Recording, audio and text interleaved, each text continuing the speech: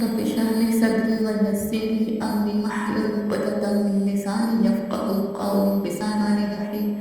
گناہ کبیرہ زناکاری ایک ایسا شرمناک گناہ ہے کہ سب گناہوں سے بڑھ کر اس کی سزا بہت سخت تجویز کی گئی ہے۔ اس میں رسوائی بہت زیادہ ہے اور یہ انسانی نسل کشی کا ایک شیطانی گندا عمل ہے۔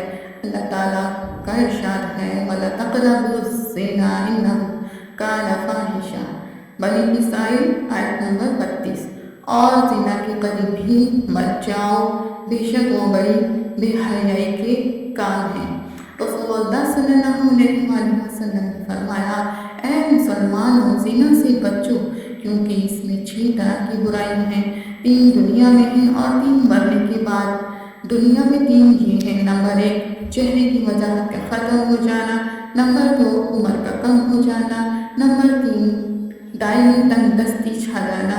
آخرت کی 3 یہ ہیں: اللہ کا غضب، اور نمبر 5 حساب میں سختی، اور نمبر 6 دوزخ کا عذاب۔ زنا بہت سے زنا ہیں۔ کانوں کا زنا یہ ہے کہ گندی باتیں سننا یا گانے سننا، اور آنکھوں کا گناہ یہ ہے کہ گندی چیزیں دیکھنا، بے حیائی کی چیزیں دیکھنا، اور ہاتھوں کا گناہ بھی